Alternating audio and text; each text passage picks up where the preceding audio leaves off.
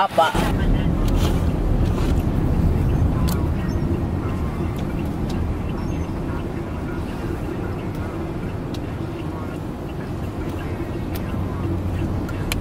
Hi mga mama, welcome back to my channel.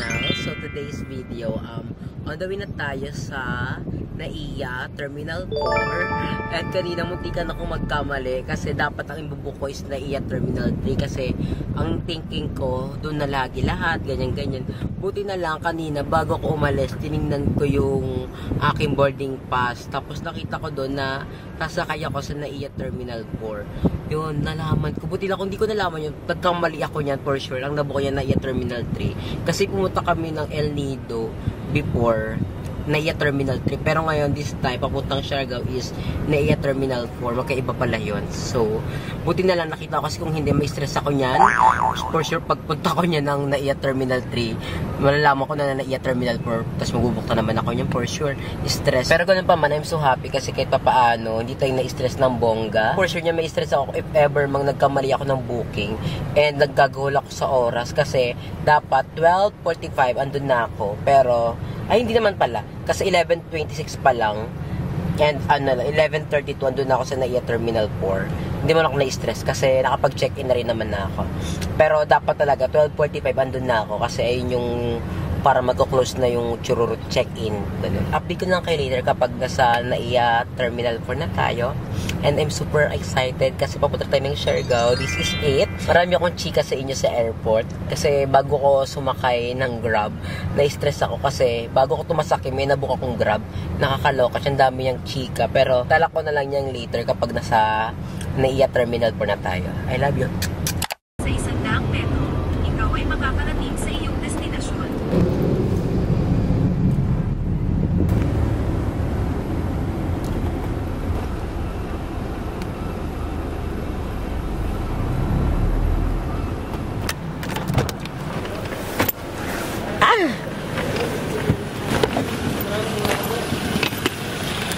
Thank you po.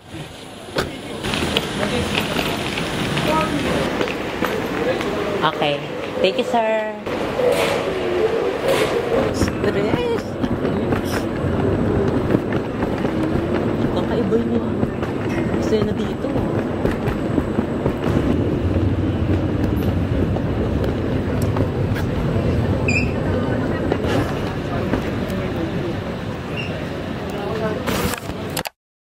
Isang order nga po ng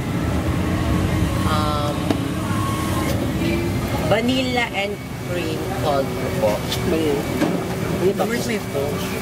Ay lang po. Tapos, ano yung sandwich niyo? Spam lang po. Ham sandwich lang po? Spam. Ano ba? Spam. Sige, isang order Isang din po. spam. Thank you po. 335 po. Ay. Sige po, iskan lang. Sent na po. Nag-gawin mo lang. Thank you po. Ano po ako pa?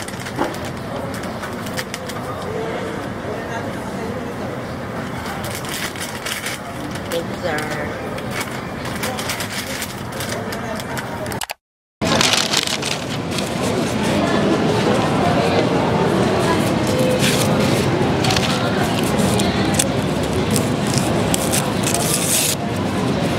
Finally, makapag-coffee na rin tayo. Tignan nyo mo. Kaping-kapi na ako ngayon. Sarap. Sarap. Ibang level.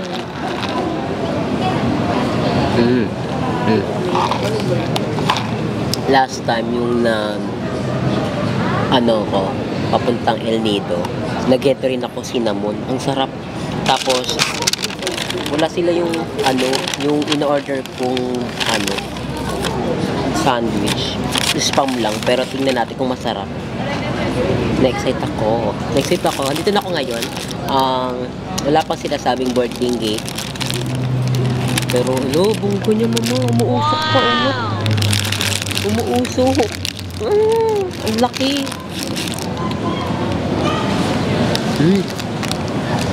Ang mahal ka ng bilhin dito sa Sa airport. Wala kang choice eh.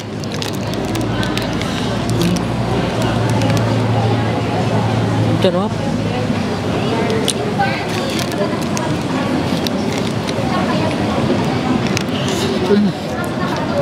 Usok.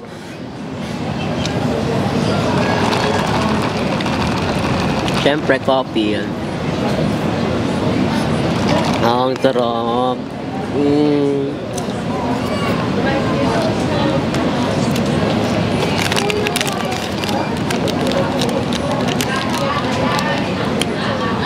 So excited ako sa Siargao trip natin. And hindi ko alam kung ano mangyayari sa akin doon. Pero, yung nasa isip ko lang ngayon, mag-enjoy ako doon. Hindi ko hahayaan na maging malungkot ako. Na parang, ano mo yun, parang, syempre nag-trip ka nga para mag-enjoy, hindi para isipin yung problema mo. So, mag-enjoy tayo ng mga mama. Sa'yo,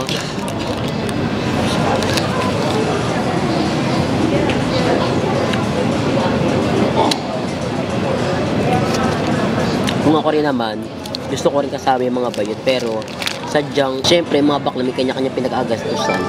So, alam mo yun, parang hindi worth it para sa kanilang mag-Siargao. Nag-decision yun. Nag-decide. Pero, this time, gusto ko ako muna. Parang, it's about myself. Parang, alam mo, kasi before si Kuya Lloyd yung nag-Siargao siya, kung natatandaan yun, siya lang mag-isa. Kaya, gusto ko rin ma-experience yung ganun. Pagka-uwi ni Kuya Lloyd ng Siargao, alala ko nun. Tuwang-tuwa siya, nakamove on siya. Kasi bago siya pumunta ng Siargao, broken-hearted siya. Then, pagka-uwi niya dito ng Manila, masaya na siya. So, sabi ko, wala, baka ito din yung therapy na para maging masaya ako. Hindi ako broken na. Masaya ako. Masaya ako umiinom ng kape. Sarap.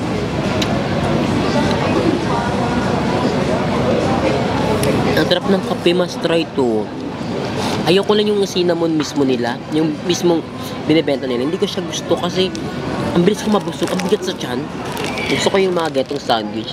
Tignan nyo, umuusok-usok siya. Oh, nakikita nyo ba yan? Sarap. And kanina pala, hindi nga gusto ko yung kwento. Yung una ko na book na Grab, nakakabwisit. Ibang level yung pagkabwisit ko sa kanya. Kasi yung pinin ko mismo, doon ako mismo sa exact location. Tapos sabi niya, hindi niya daw alam.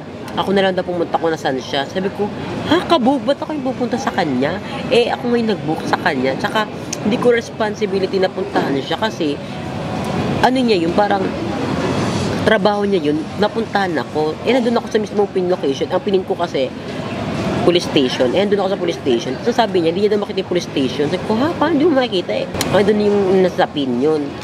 Feel ko iba yung pinuntahan niya. Tapos yun, kinancel ko na lang kasi sabi niya i-cancel ko na lang daw. Kinancel ko. Tapos pagka-cancel ko may add 50 pesos.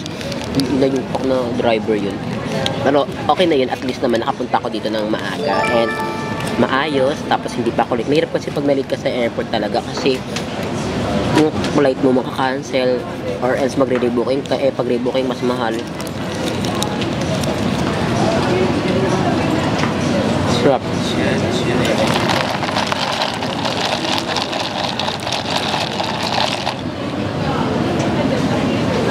Ito yung view ko ngayon sa likod. Ayan, ganyan siya. Malayong-malayo siya sa sa Terminal 3. Nakakaiba dito.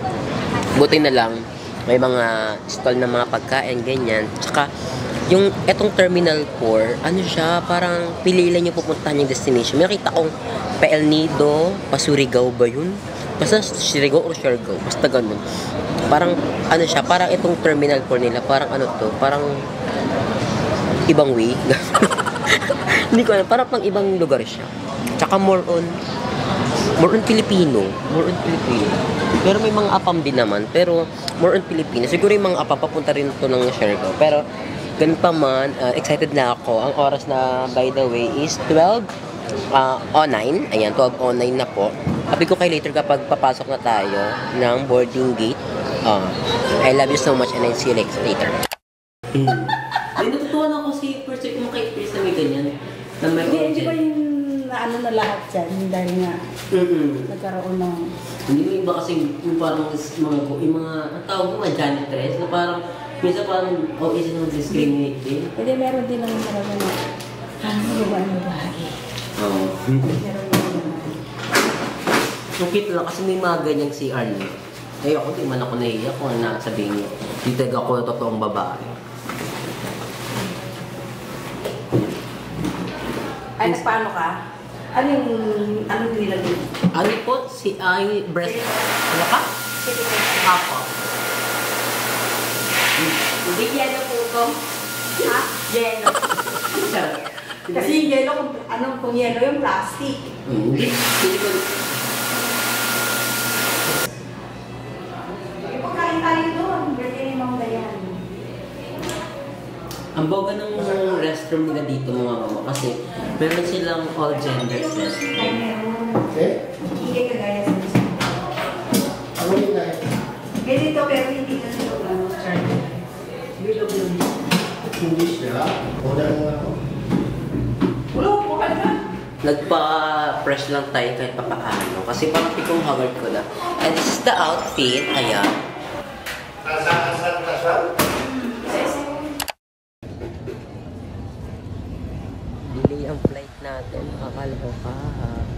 OMG. So, nakakaloka. Delay ang flight. Hindi pa alam. Kanina may in-announce. Kala ko yung cancel. Puntang Siargao, hindi pala.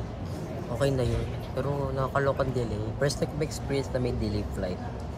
Pero syempre, ang ano naman nila is our safetyness and comfortability. Pero ganun pa man.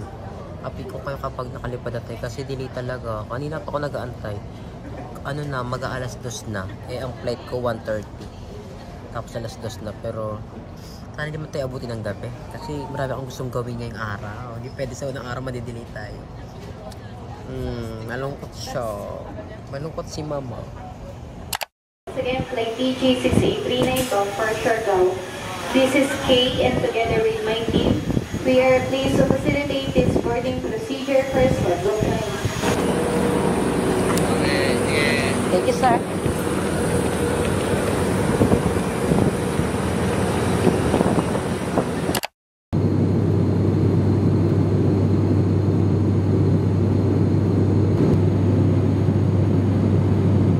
So, ayan, yun tayo sa plane.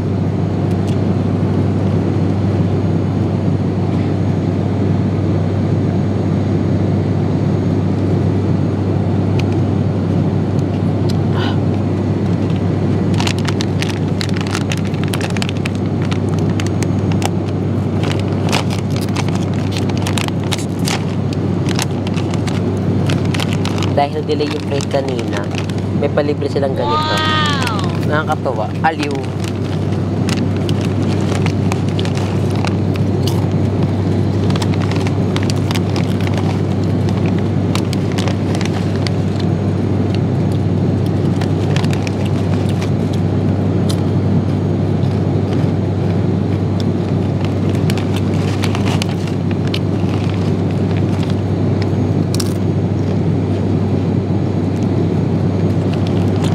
Akala ko kanina ma-cancel flight na. Pero buti na lang delay flight lang kasi kapag na-cancel flight tayo, malulungkot talaga ako. Hindi ko alam gagawin ko. Pero dahil delay flight lang, okay na din. Nahanap ko yung ano ba tawag dun? Nova. Masarap yung Nova eh. Nova lang kinakain ko.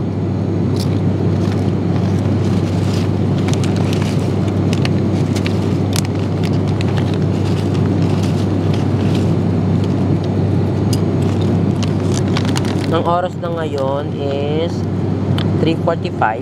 Ayan. Dapat kung hindi tayo na delay flight 4 PM andun na tayo. Pero dahil na delay flight tayo, baka makapunta tayo niyan mga siguro 5:50 na o kaya baka 6 to be exact. Asan yung Nova? Parang ang unti ng Nova. Parang kinipid ako sa Nova. daming ganito, oh. Eh, ito hindi ko gusto, eh. Ano ba to? Tostillas. Ayokong tostillas. Gusto ko yung Nova. Walang Nova. Wala akong makita. Eksena ko dito. Nagharap ako ng pagkain. Ayan, ayan. Makita na ako. Dalawa.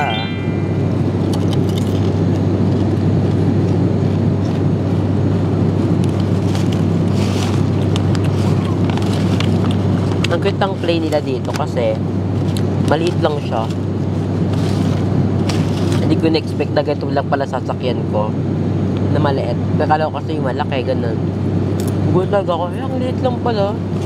Kaya siguro sa Terminal 4 ito nakapwesto kasi ganitong plane yung sasakyan natin. Pero naiinis ako, wala akong makitang Nova. Parang wala talagang Nova. Kapalitan ko kaya ito. Walang Nova. Ito nga ito. Kanong meron yun na lang.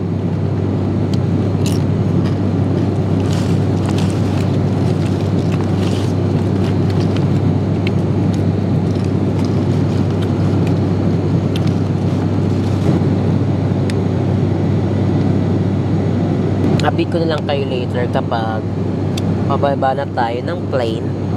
Pero ganun pa man, gusto kong sabihin na thank you so much. Nahahappy lang ako sa sarili ko kasi ito yung first travel ko talaga na ako lang mag-isa, and totoo na talaga siya.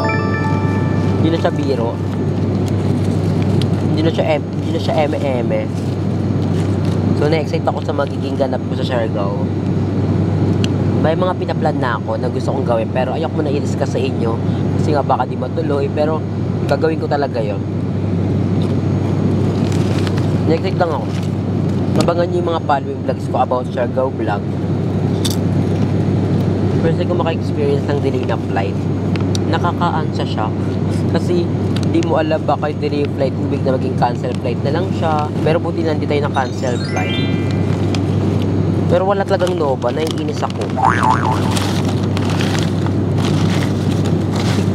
Walang Nova. Walang Nova. Tignan nyo, walang Nova.